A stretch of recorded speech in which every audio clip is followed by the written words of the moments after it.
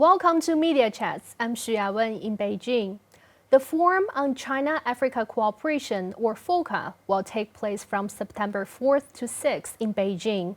The theme of this year's forum is joining hands to advance modernization and build a high-level China-Africa community with a shared future. 4 high-level meetings will be held during the summit, including state governance, industrialization and agricultural modernization, peace and security, and high-quality Belt and Road Initiative cooperation. So what will be discussed during the forum? What do media professionals think of the summit and Sino-Africa relations? And what's China's role in promoting high-level industrialization in Africa? For more, let's bring in our panelists. Joining us in the studio is Gao Junya, a reporter and former correspondent with CGTN Radio in Zimbabwe. Also, Jainaba Sonko, she's the news presenter and reporter with QTV Gambia. And also with us on the line from Tanzania is Mary Kadoke. She's a reporter with the Guardian newspaper, and also Momodou Jallow. He's the presidential affairs reporter with GRTS, Gambia Radio and Television Services. Welcome all of you to the broadcast. So, Junya, let me come to you first. I know you were working as a foreign correspondent in Zimbabwe for like more than 5 years, right? Yes. You covered major events as well as interviewed presidents from Zimbabwe and also Botswana. So, how has that experience deepened your understanding of China-Africa relations as well as the significance of FOCAC? Well, thank you for this opportunity. I think it was a great honor to have those opportunities to speak to the presidents of those 2 countries. Besides those 2 presidents, actually, I've got many opportunities to speak to different ministers and local people. I think those interviews and those exchanges just enlarge my vision. Let me know more about what Africa is like and what China-Africa cooperation is like. Well, I would say maybe I'm blessed that I would have those opportunities to interact with them and to work in Africa for such a long time. Mm-hmm. It's more than 5 years, although it's not enough for me. I think before I went there, I think Africa is a little bit far away. It took me 16 to 20 hours by flight, and I need to transit in Johannesburg to go to Harare. But although we have a long distance in terms of geography, but I think our heart is quite close to each other, because when I arrived there, I've met so many Chinese people. They've already started their business, their lives over there in Africa for, I should say, decades. And even there would be some Chinese dissidents, from the Qing dynasty. They've been there for centuries. So we actually have very close exchanges and contact with each other. Exactly. And I think this FOCAC mechanism is definitely bringing us closer. Very well said. So Jay, how about you? I understand you are just here for over a week in Beijing. So how's your experience so far, and what will be your focus to cover the upcoming FOCAC? And also, what do you think will be high on the agenda during this year's forum? I'm so glad to be here, and I totally agree with you about the fact that we might be far away from each other, the African continent and China, but we have that closeness and our hearts are together. It also took me about 20 hours to be here, from Gambia to Brussels and then from Brussels to Beijing, but I'm loving it so far. So when it comes to the specific areas that I'm looking forward to covering, it's climate change as well as trade. So it is climate change because I am an individual who's a climate change journalist, and I have environmental journalist rather, and I've been covering the COP, in Scotland as well as in Dubai. So I have that clear understanding of what climate change is all about. And then I'm aware of a joint declaration when it comes to China and Africa in combating climate change related matters. And this is going to emerge with the FOCAC 2024, these conversations will emerge about how China and the African continent can come together to ensure that developed countries will give them the climate financing that they deserve, considering the fact that Africa, for example, contributes little when it comes to emissions. And also moving on is trade. Trade is very important because we've seen a pledge that was made by China that is 300 billion US dollars in terms of investment in the African continent.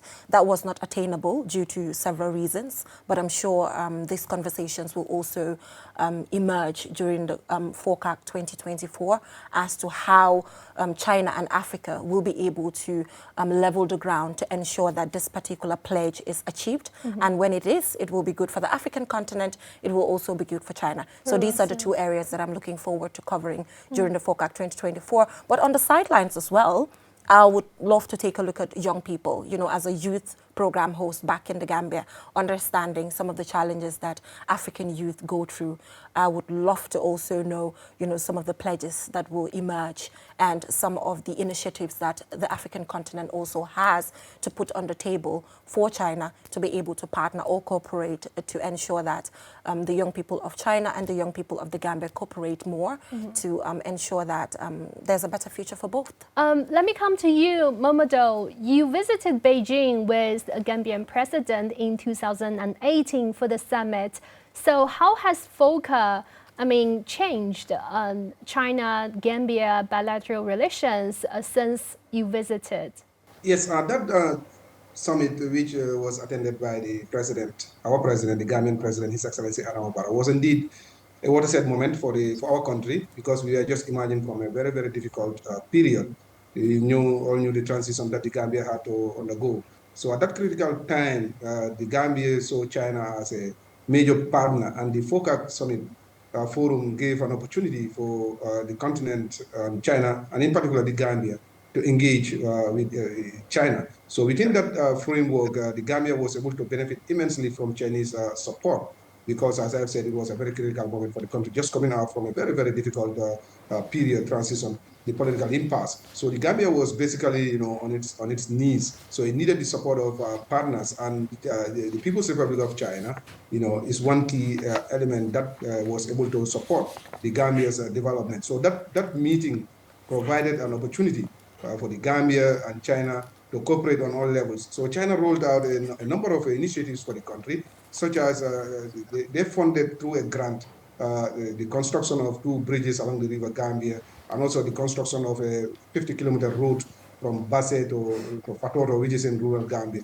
This is seen as a very strategic investment under the FOCAC initiative that gave renewed impetus to the Gambia's socio-economic and infrastructural development, and it laid the foundation for further collaboration between the two countries, because it is important to note that the Gambia and China had a break in diplomatic relations, which we are just restored prior to President Barrow coming to power. So therefore, the summit, the FOCAC summit in Beijing, was definitely, the foundation for renewed cooperation between the Gambia and China, and gave birth to this modern, this cooperation that currently has paid great dividends for the country in terms of infrastructure, in terms of education, in terms of agriculture, in terms of diplomacy. So building on this summit in 2024, the Gambia expects more from this summit to leverage on what China can offer Africa in terms of development, in terms of cooperation on a win-win situation. Mary, I know your recent article, you said that China has provided critical strategic support to Africa when needed. And as Africa seeks to industrialize and create jobs for its young people, China is again playing a key role. How did you arrive at these insights? Could you elaborate more on that with examples from Tanzania? Okay, thank you. Thank you very much for this opportunity. When you're talking about the China-Tanzania relations, it actually started way back during the Tanzania-Zambia railway construction project. The project that was actually cemented by our forefathers, that is Mwalimu Julius Kambarage Nyerere and the chairman Mao Zedong. So they're the two people that actually by then cemented these the two ties between China and Tanzania. And the Tazara project actually gave employment to the military officials by then. And from that time, now they came in so many initiatives that engaged Tanzania and China. And from that point now, we have young people, we have so many stakeholders coming in, like to gain from the cooperation in terms of employment and all that. So speaking about the two ties relations between China and Tanzania, we are actually highlighting from that particular time during the Tazara project. Junya, let's zoom into China's investment in Africa. We know by the end of last year, Chinese investment in the continent surpassed the $40 billion, making it one of Africa's major sources of foreign investment. So were you surprised about the large amount of investment from China to Africa? And also, like, what are your observations on Chinese investment in Zimbabwe, where you were in the past, like from 2018 to 2023? How do local community think of China's presence there? To be honest, I'm not surprised at all, because Africa is such a, let me say, maybe investment hub, for the whole world, because Africa has its own resources and Africa has this huge young population. Africa is this land of opportunities, I believe. Yes, when you were asking me about this investment project, I think Mary just mentioned one. This is time-honored railway, Tazara, because I think it's embedded in every Chinese head, and maybe Zambians and Tanzanians as well, because back in 1960s, this Tazara railway just linked Zambia to the outside world so that its copper, its other minerals can be exported to the outside world. Because at that time, a lot of African countries, they're still striving for independence, and no one was actually willing to help Zambia and Tanzania to build this railway. And then China came up and came upon with this proposal. And we know that a lot of people actually, they lost their lives over there. But this just witnessed our time-honored friendship.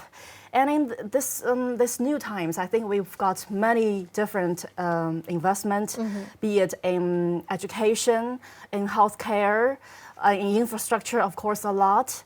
Zimbabwe, of course, and Zimbabwe is not missing out. It's been grabbing the opportunities posed by China-Africa cooperation. And if I have to mention one, I would mention this new steel factory.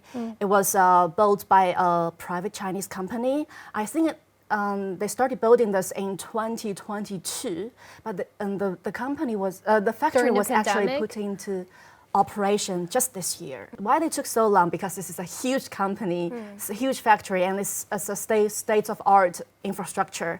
And after its completion, Zimbabwe would have this opportunity to export to the outside world, and it would make steel to supply other countries.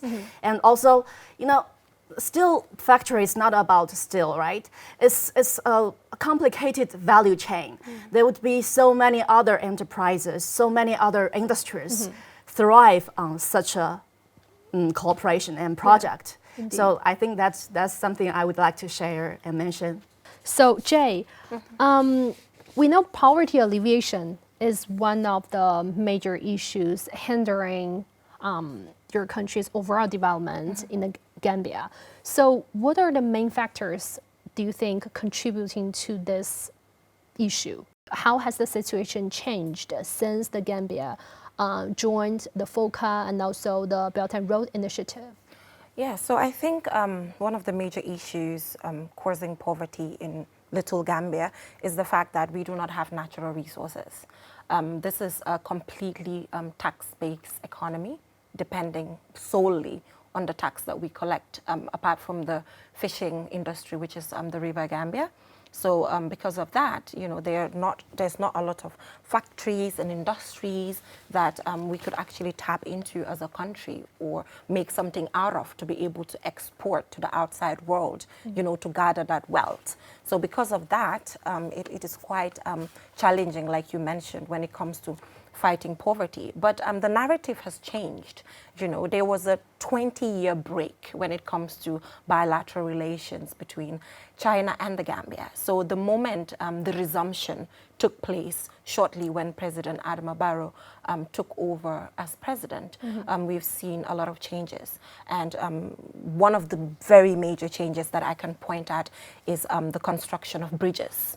Because some of these rural communities did not have bridges, and it was affecting trade and investment in these areas. We're talking about roads here, the movements of goods and services, which as well through the Roads and Belt initiative, those changes are able to happen. So for me, it's about the trade, because like I said, a tax-based economy. If it's a tax-based economy, then you are trying to focus on goods and services to be able to get more tax, to be able to ensure that social protection systems are put in place for education, for health, for social security, and all of that. So the changes for me, I'll focus on the infrastructural development, which is the construction of the bridges and the roads, which are able to ensure the smooth movement of people and goods and services, to ensure that more money is generated and accumulated. We've also seen, when it comes to the health sector as well, Chinese doctors coming to the Gambia to help boost our very vulnerable and insufficient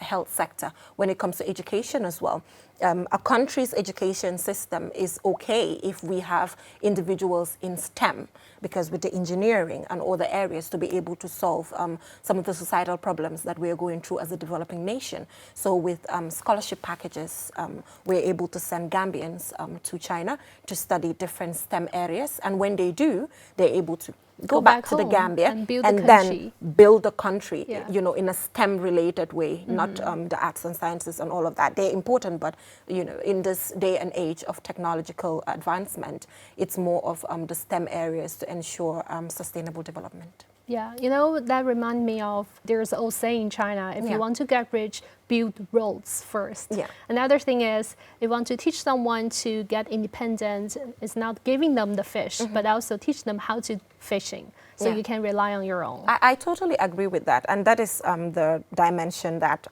Chinese government is using, because the roads are there. Now, when expansions take place, it's a matter of, depending on your own people, because now they've come here, they've had the technical know-how, and when they come back, they can take our own development into their own hands. Yeah. Momodou, let me come to you. So the Chinese people also experienced extreme poverty in the past until recent years. In 2021, that's when China has lifted over 800 million people out of extreme poverty and is advancing towards modernization.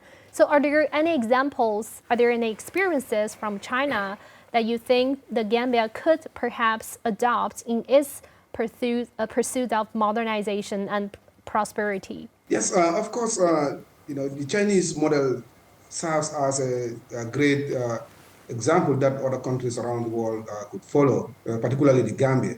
The fact that China was able to reach such a milestone within such a period of time, over the last 50 years or 70 years, China was a developing country. Just, it was struggling, particularly during the aftermath of the Second World War. China was completely, trying to stand on its feet. But within a short period of time, China was able to reach such a milestone to become the leader, in terms of development globally. Now, China is counted as one of the, fastest developing countries in the world, and is expected to overtake even the U.S., within a very short period of time, as far as development and modernization is concerned. Now, this, requires, close study by other countries, including the Gambia, on, how can they adopt the Chinese model?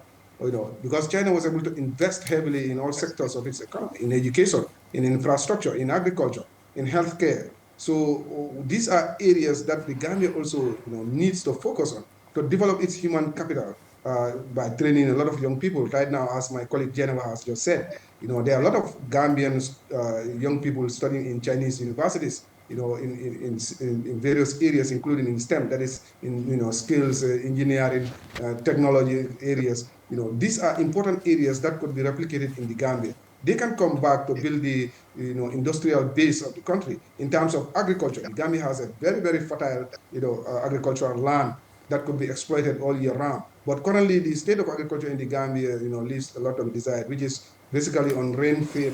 It is based on rainfall. So with such experiences, we have Chinese technicians right now in the Gambia. They are working in the Central River region, which is the rice bread basket of the country, working with farmers, trying to, infuse new technologies on rice production and other crop production. We also have, Chinese technicians working, in the education sector, and in the healthcare sector, trying to build in technology. So these are areas that the government needs to focus on, to improve its development and, enhance, poverty reduction, because that's the focus of the government of President Adama Barrow. That is, within a short period of time, the Gambians must be able to overcome, reduce poverty to an acceptable level. And the Chinese experience, the Chinese model serves as a great example that other countries such as the Gambia could emulate. So this is indeed a very, very interesting point that the Gambia can learn from. They can by working together with the Chinese, with the People's Republic of China in those areas that I've already mentioned, in agriculture, in healthcare, in education, and infrastructural development. This will serve as the basis for poverty alleviation in the Gambia. Even though China has lifted its people out of poverty, it still doesn't want other countries to simply copy and paste this model to either developing countries or countries in the global south, because China wants each country to have their own path towards industrialization or modernization. So I think, but there are still lessons can be learned. Yeah, it's not like forcing. Yes, I agree. I totally agree with that. I totally agree with that postulation that each individual country around the world has its own, knows what model fits for it. And China is one country that does not impose its system and its model on other countries. But nonetheless, there are important lessons that other countries could learn from China. How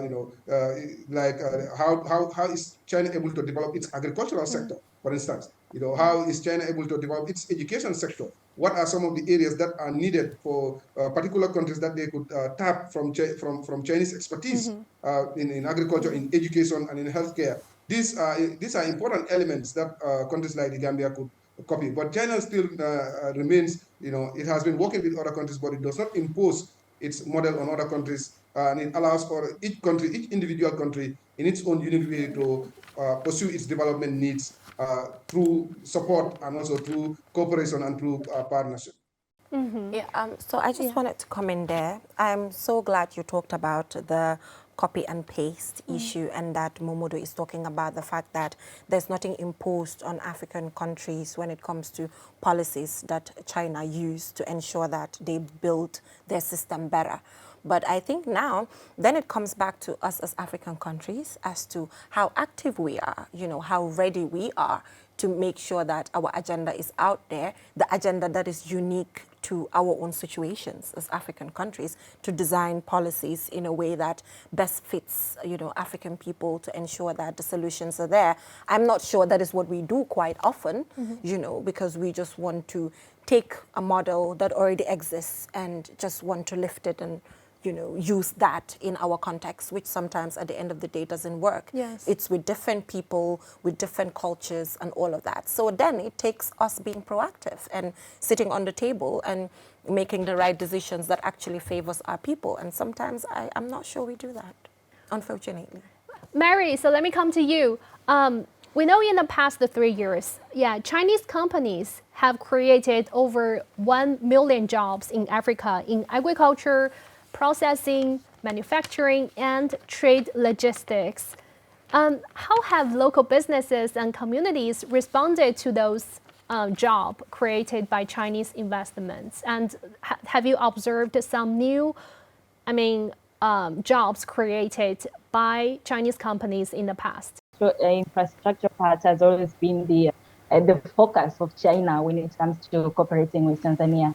And coming to investments, we see the Chinese companies investing into the agriculture sector, the health sector, and surprisingly, we also have investors who are joining in the film industry.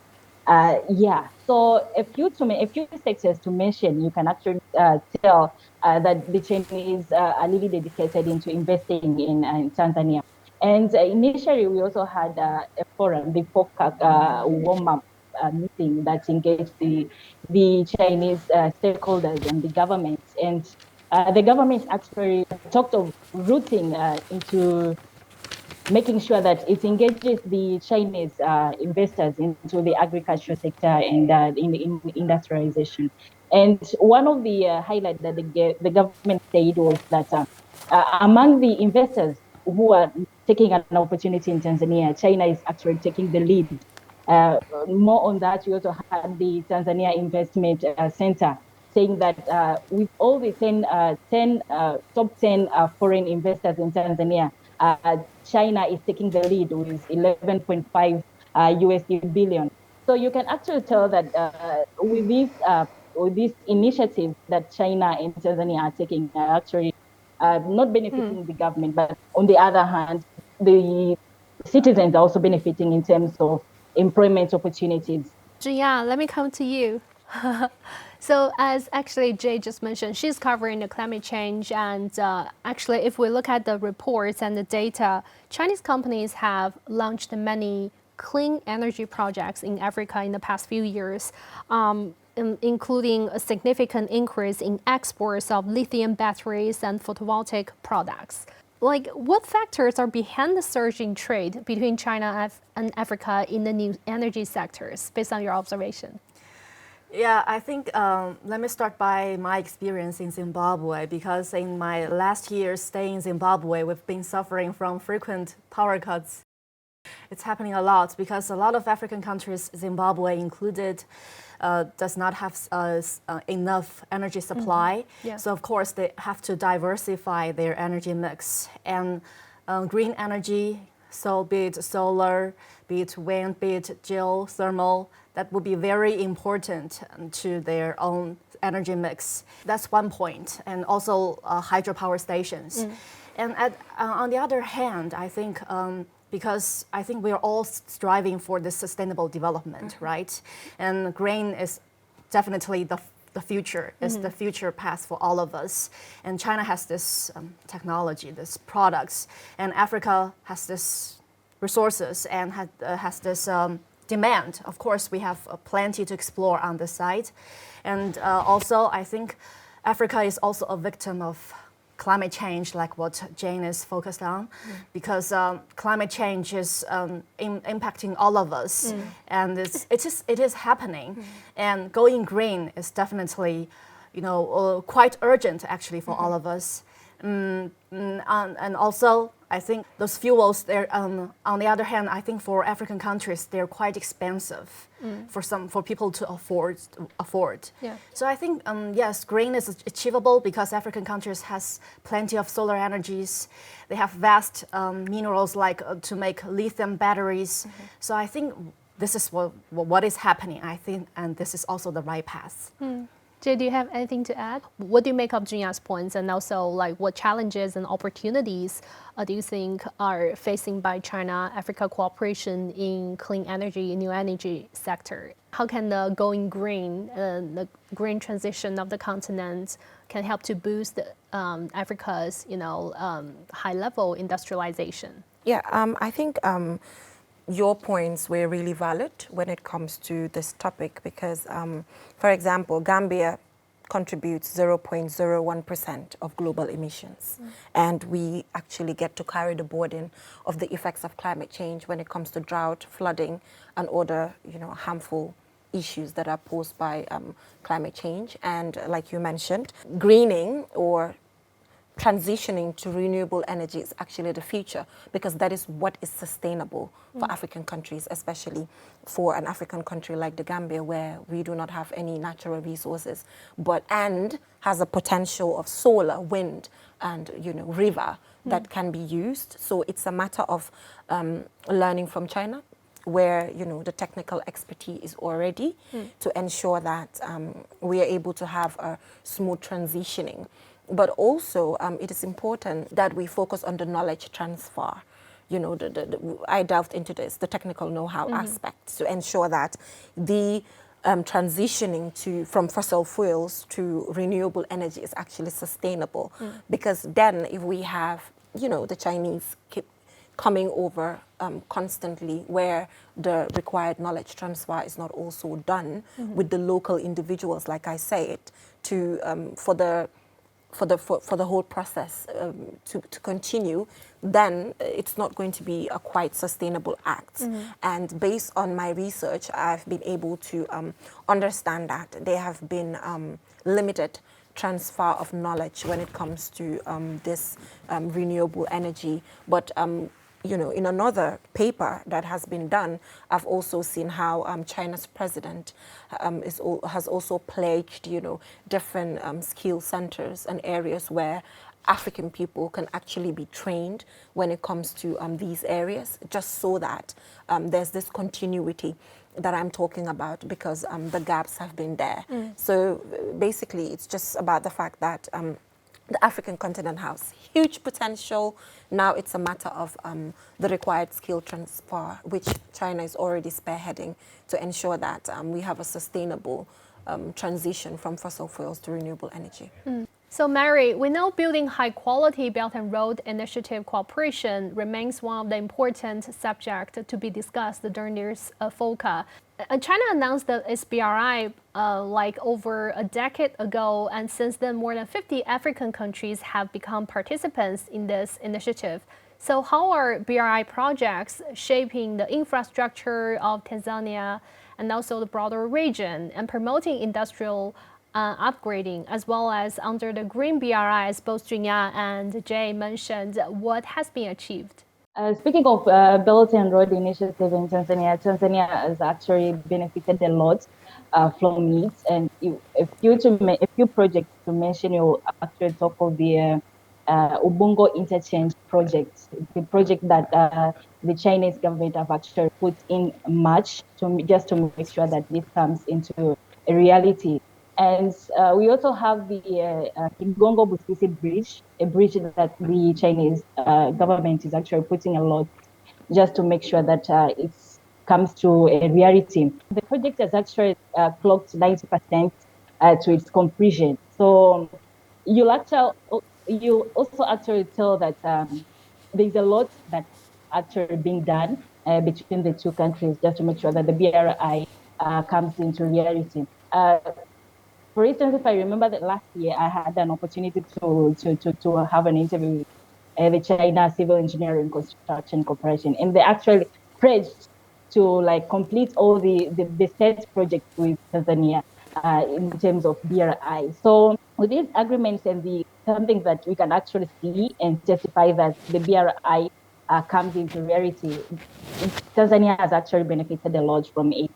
When we're talking about, you know, infrastructure development or industrialization, most of the time they don't think it's aligned with sustainable development. But I think under the BRI or under the FOCAC, people can actually pay more attention to, as we just discussed, the green development of the continent and while developing its economy.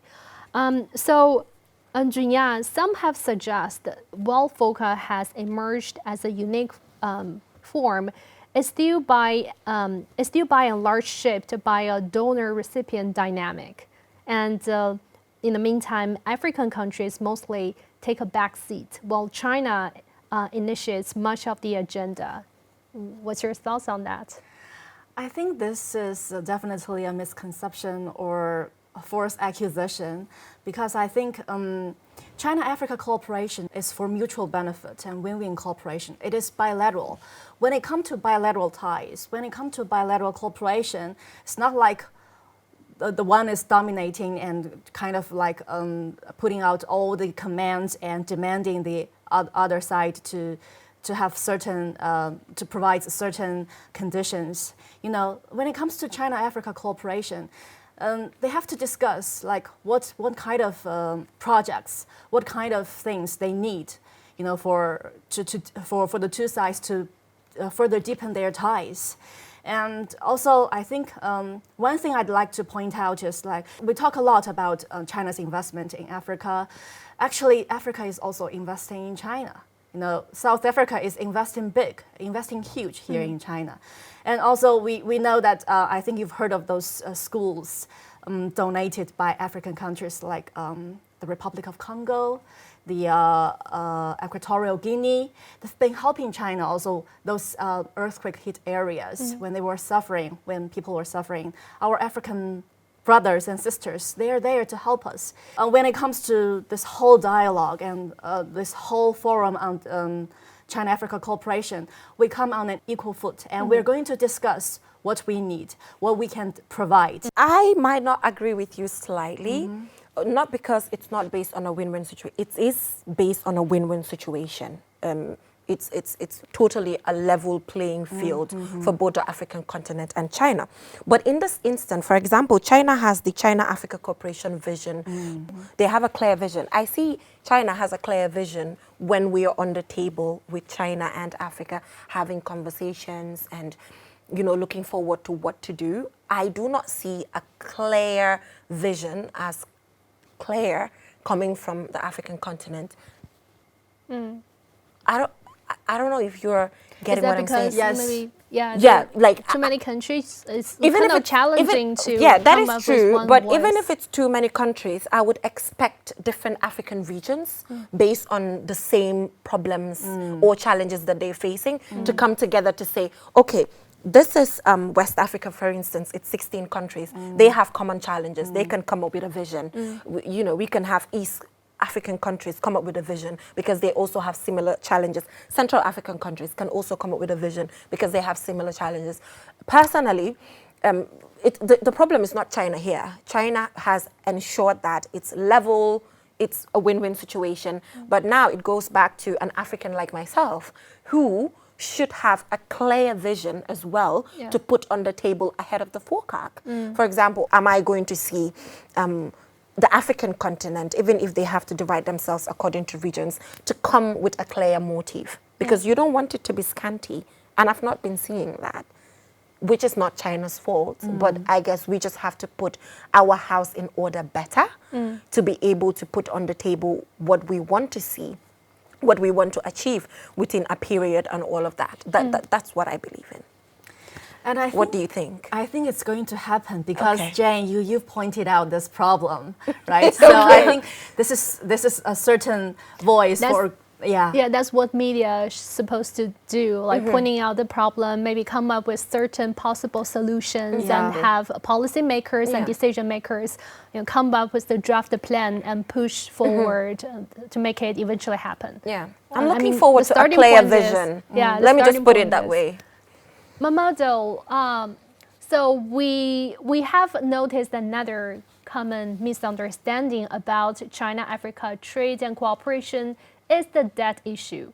I mean, there were accusations that China was creating a so-called debt trap for African countries. However, like according to a recent IMF report, Sino-African bilateral debt constitutes only 11% of Africa's total external debt, while commercial bonds and multilateral debt accounts for 66%.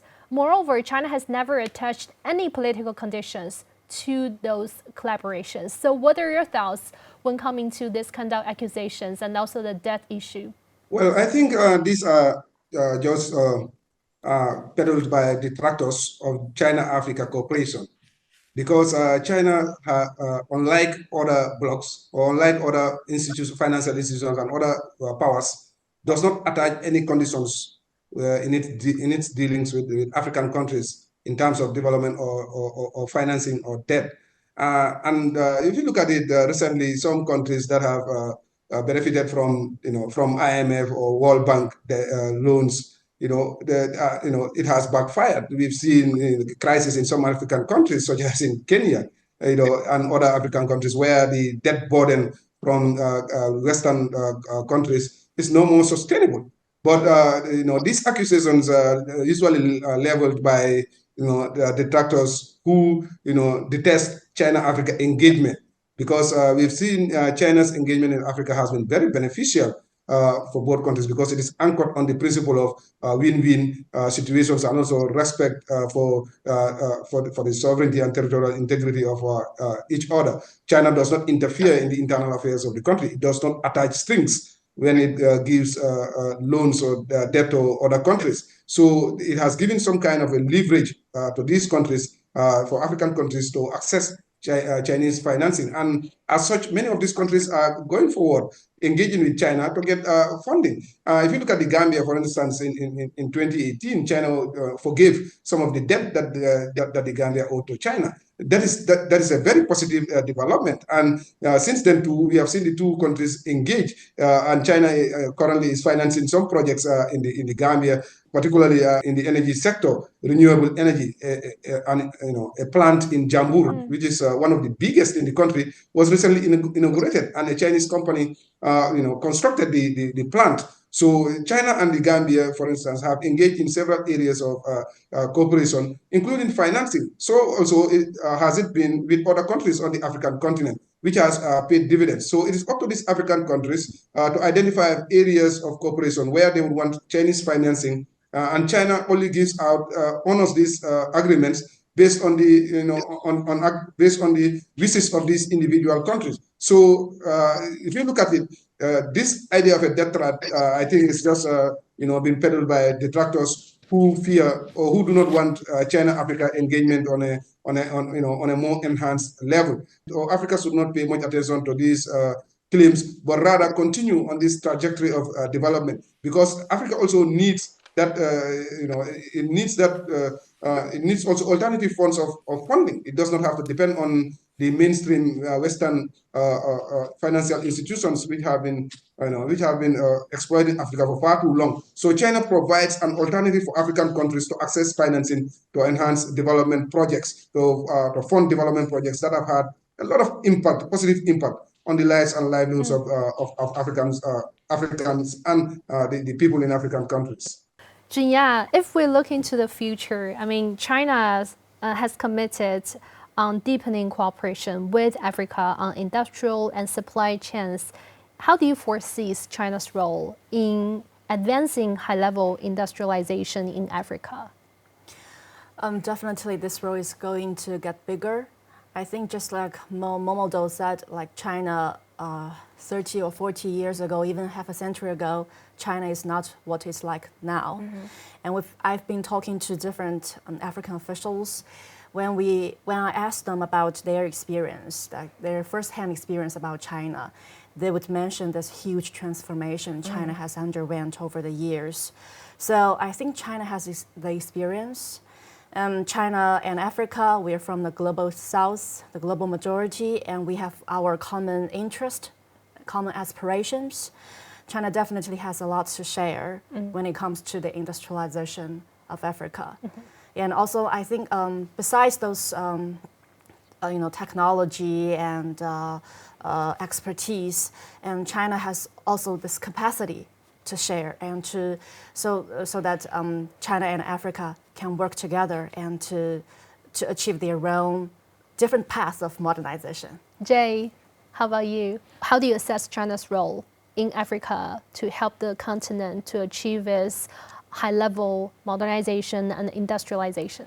Yeah, I think it's huge, China's stake in this to support the African continent. Because like you said, China has been in the position of developing countries like the Gambia at a point in time. So they understand what it means to be on the low, and then you have to develop to higher heights when it comes to technology, education, agriculture, infrastructural development, and the others. The technical know-how is already there, and we've seen the significant strides that China is making to ensure that there's that knowledge transfer, supporting with infrastructural development, agriculture, for example, in the Gambia, they're working on having all these resistant varieties of rice, and rice is one of the staple foods in the Gambia. You know, food self-sufficiency is also very important when it comes to sustainable development. We've seen those kinds of areas. We've also seen the areas of governance where China has supported the Gambia government with the parliament. 1/3 of the Gambia's parliament has visited China on case studies and improvement of governance practices and all of those things. So the process is already ongoing. It's not like it hasn't started yet. Yeah. It's already ongoing. So it's just now a matter of how at the receiving end we're willing to receive and keep, and then China obviously is doing what it's supposed to do with sharing. So let's see what the future holds for the African continent when it comes to industrialization and modernization. Momodou, how will FOCAC Summit help to promote the China-Gambia relationship to the next level? And also your take on the two latest remarks. Yes, China-Africa relations holds great prospects for the future. Both the two sides, there's China on the one hand and Africa on the other hand, have great potentials. Africa is the new frontier as far as investment is concerned. It is, right now, globally, many of the great powers are looking towards to engage Africa. So therefore, China stands at a very, very pivotal point as far as its relations with Africa is concerned. It has the, China is more or less the global leader, in the next few years, as I've said earlier, the next decade or so, China will emerge as the, as the greatest power in the world, with so much potential for development and investment. And already, China is not resting on its laurels. Its engagement in Africa is growing, and as attested to by this FOCAC forum. Now, this forum, there's a lot of expectation on how China and Africa can work together to move the agenda of cooperation forward in various areas, as I've said, in investment, in trade, in technology transfer, in education, and so forth. So therefore, both sides, China on the one hand and Africa on the other hand, should continue to work together to identify areas of potential, cooperation to benefit, for the mutual benefit of the two sides. So China should continue on this path of development and engagement with the rest of the world, and particularly with Africa, on this BRI, that is the Belt Road Initiative, which has the potential to transform the entire world into a global village, a fully modernized and developed world. Lastly, Mary, let me come into you. We know this year marks the 60th anniversary of diplomatic ties between China and Tanzania. So what are your expectations for future Sino-Tanzania and Sino-Africa cooperation?